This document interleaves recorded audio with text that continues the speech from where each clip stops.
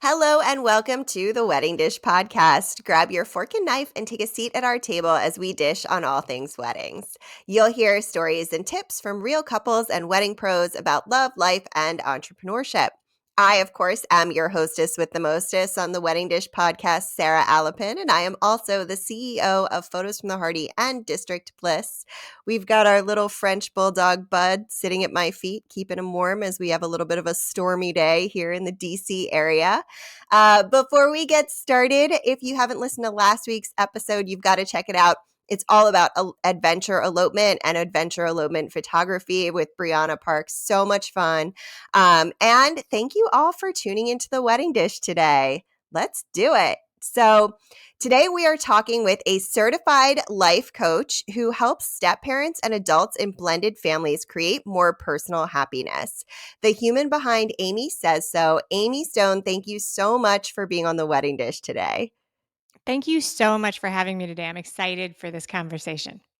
Yay! I am also very excited for this because we're taking a bit of a left turn here on the Wedding Dish because a lot of times we talk about first-time marriages, and that tends to be what we talk about in the industry in general. And in our society, we tend to focus on first babies, you get a baby shower, second baby, you have a sprinkle, or you just skip it altogether.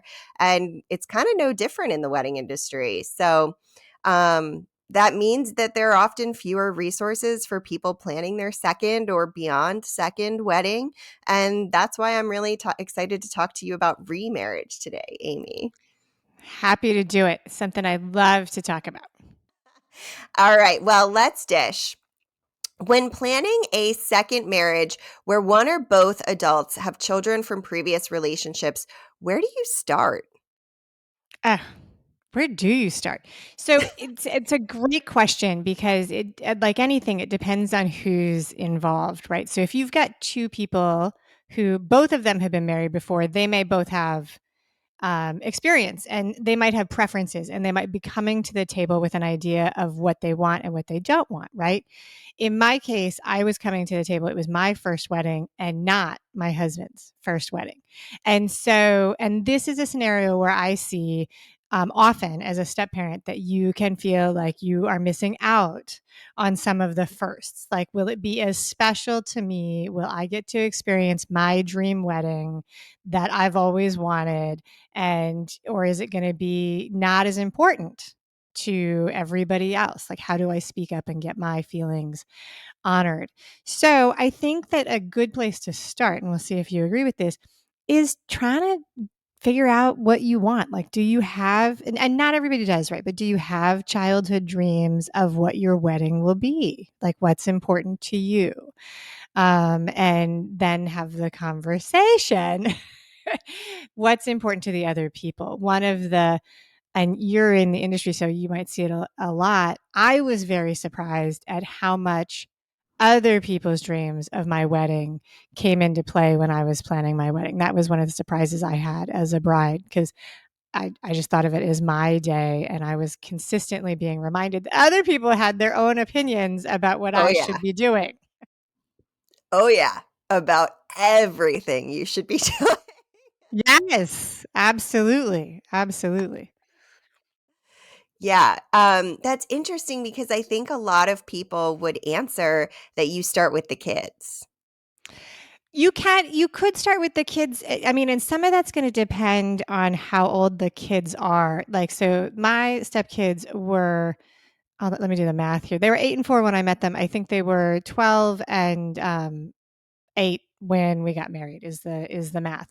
They're now both grown. I've been a stepmom for over 20 years. And so so that's why my math skills would be in doubt there. But um, we definitely they're definitely a factor, but I think that there is, and it's going to be a bigger factor if you've got two groups of kids coming together.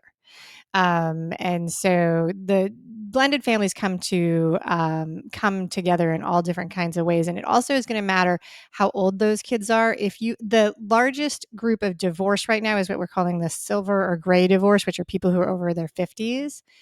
I don't know if that replays into the remarriage percentage, but if you're getting remarried and the kids are like in their 30s or 40s, I don't know that they weigh in very much, like, or not. Like that's a, I mean, they definitely might, but you're not taking on a parent role at that point. So, Yeah. Yeah, I mean, I think it is important to always start with yourself because once you bring right. anybody else into it, you're managing other people and you can easily forget about all of your own stuff. Oh my gosh. And that is the juggle, right? That is the juggle all through life. Like this is the greatest fake out of adulthood, that you go into this thinking that it's all about you, and then you realize there are all these other people and that it never ends. So, I am one of those people who I so my parents were divorced, and I was really concerned about how that would shake out in my wedding. It turned out to not be a big deal, but we briefly entertained running away and eloping. And my future mother-in-law, like she had her spidey senses on, and she called her son and she was like, "Listen, if you think you're going to run away and elope, that is not happening." And we were both like, "What? Like, why do you get to vote on this?" Like, but she did. Wow, that is so interesting. Oh my gosh. Smart mother-in-law. That's pretty Yes. impressive. Yeah. I mean, right. Exactly. Exactly. All right. Well, talking about kids, how do you talk to kids about the changes in the family dynamic after you've kind of checked in with yourself and talked to your significant other about what your vision is, and what's important to you? So this is a really interesting thing. It's one of the time I spend a lot of time saying, "Hey, what happens in blended families is often the same as what happens in non-blended families." But this is one of the things where the pattern is often reversed.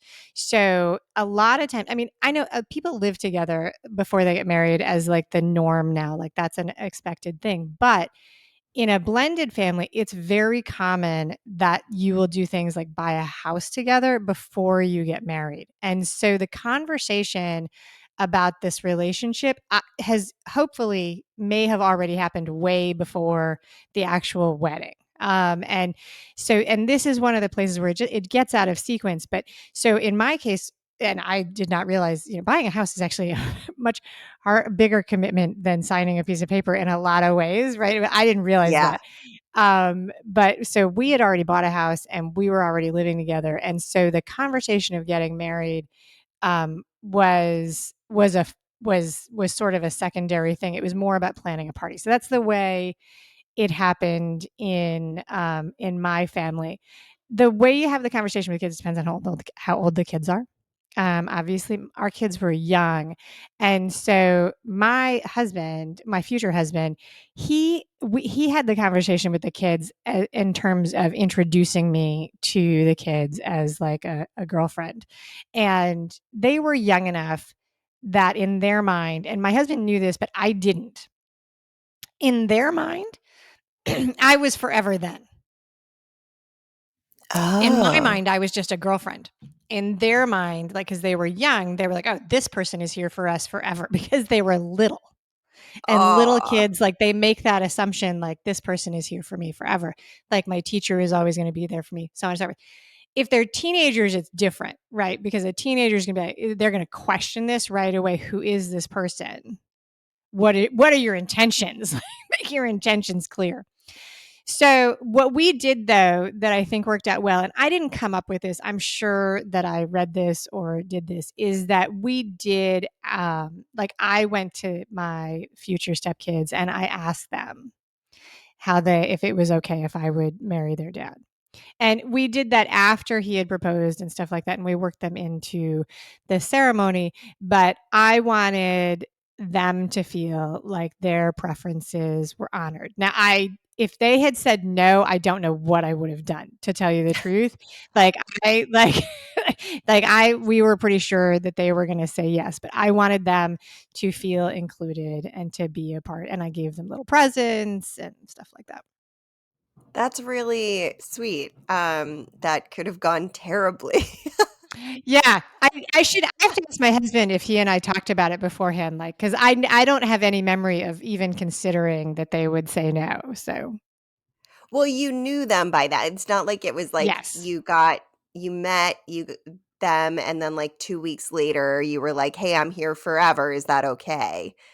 When Right. after having told them they couldn't go play putt-putt and have ice cream 5 minutes before. Right, exactly, exactly. Got it, okay. So you mentioned that you included the kids in your actual wedding day. How did you incorporate them into the celebration? So this is really cute and really funny. We doubled up on the role of maid of honor and groomsmen. So like officially, we gave my husband's kids these jobs. Like so, we gave them the jobs, but they were children. So then there were also adults that had backup jobs to support them.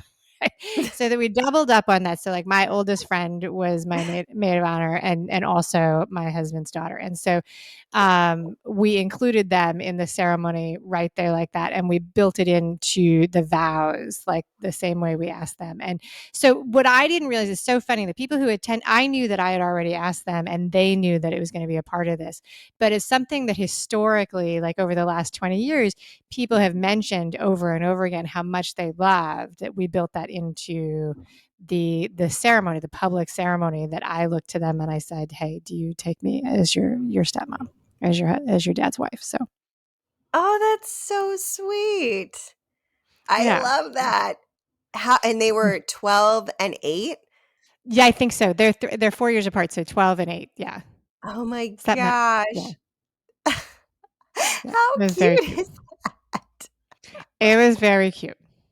Oh my god, I love it so much. Well, clearly you created a happy, healthy home, throughout this whole process from the start of when you were introduced and through today, because I know you just mentioned that your, son or stepson got do you call him your stepson or your son?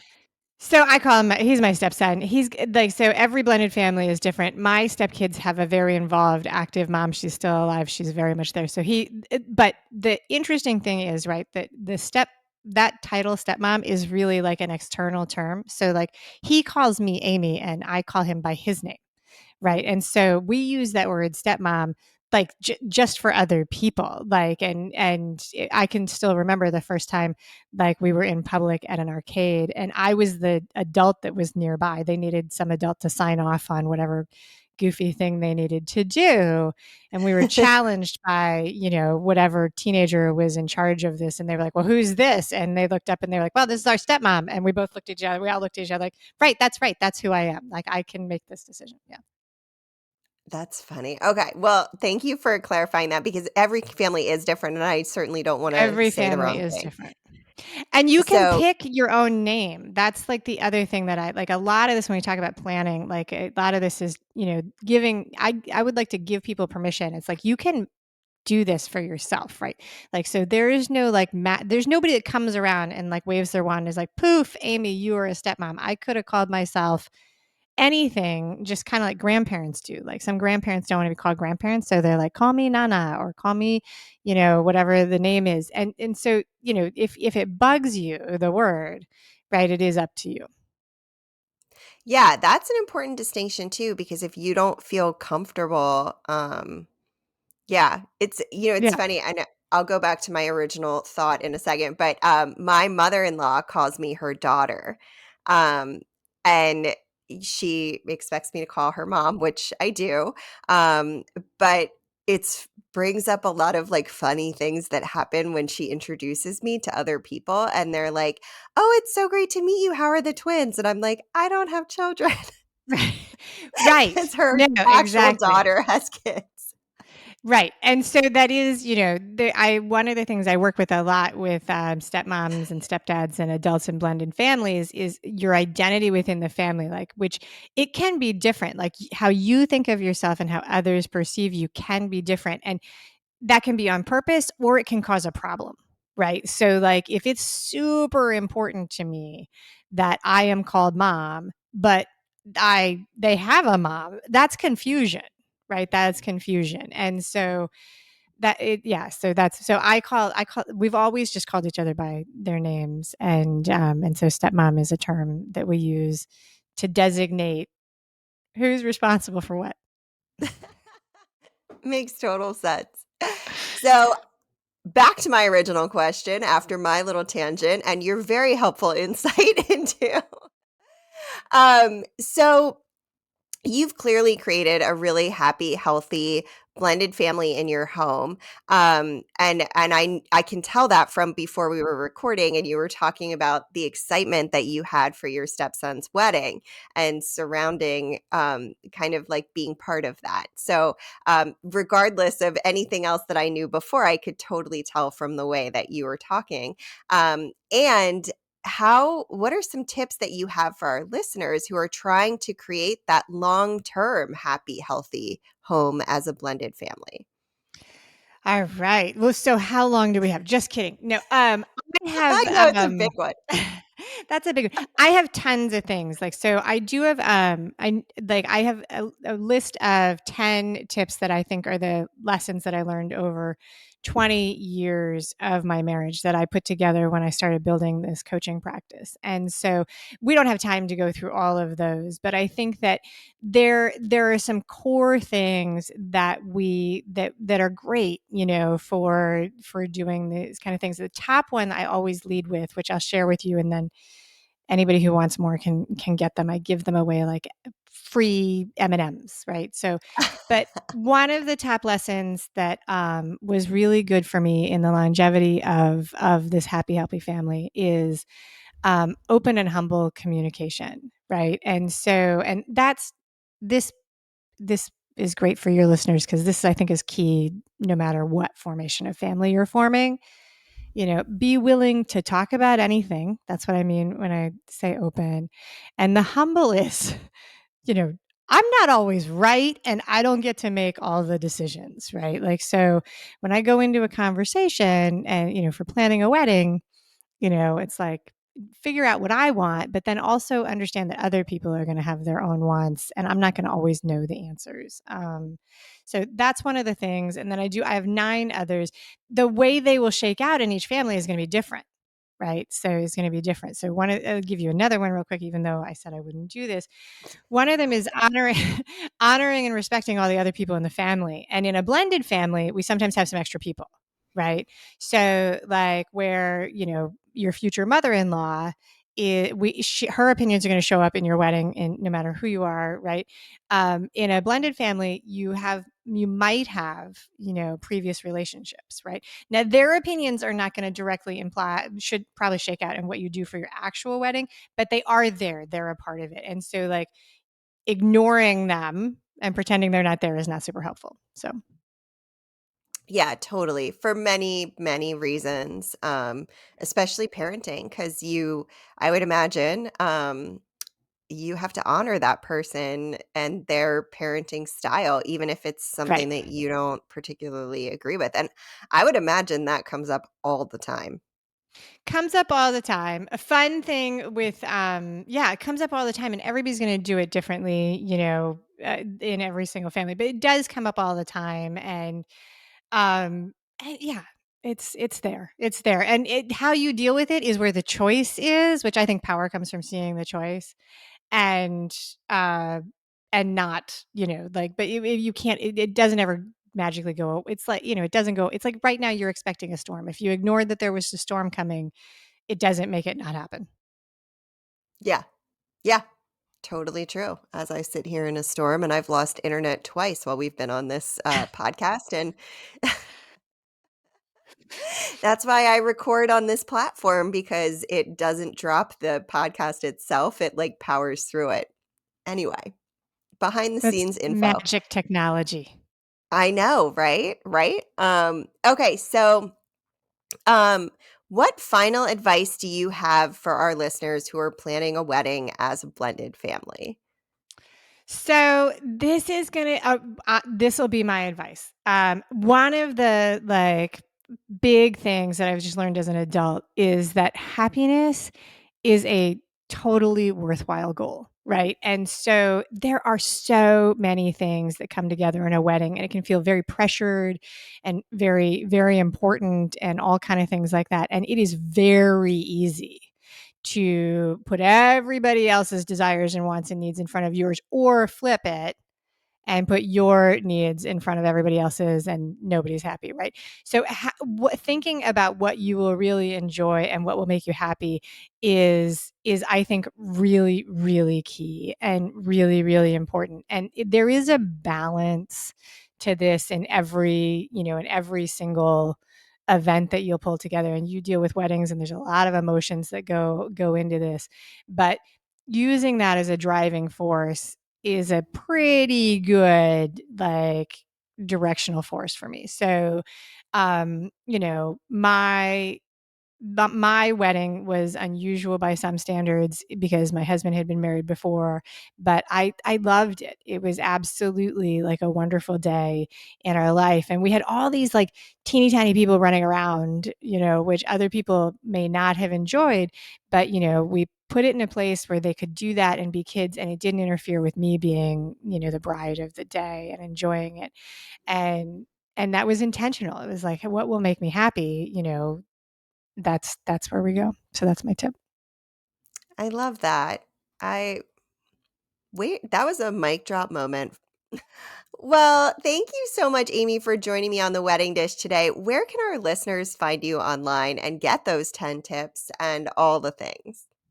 So my name is Amy Stone, and the name of my business is Amy Says So, which is a play on that old thing that some parents would say, because I say so. So amysaysso.com is my website.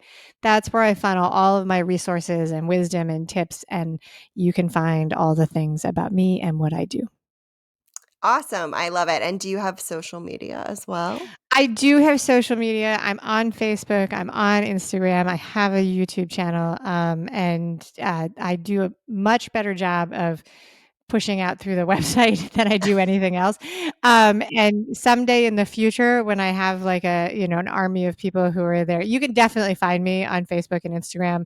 And I try and make sure that everything doubles out there. But the best way to know what I'm about is to go to Amy Says So, and then, get one of my helpful resources. And then I do a better job of keeping in touch. Got it.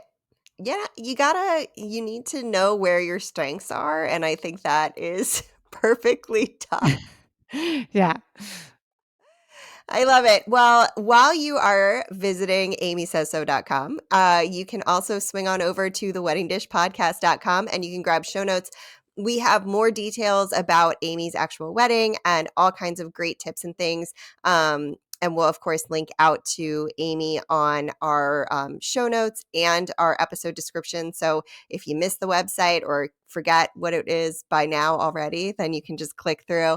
And you can find us on social media at the Wedding Dish Podcast. And don't forget to tune in next week. I'll be dishing, with authors Edna and Jerry, the humans behind Real Deal Wedding Insiders. And if you like the show, give us a follow, rate, and review on your favorite podcasting app. It really helps us get discovered by more people and all the good stuff. Until we meet again, thanks for tuning into The Wedding Dish. Bye, everybody.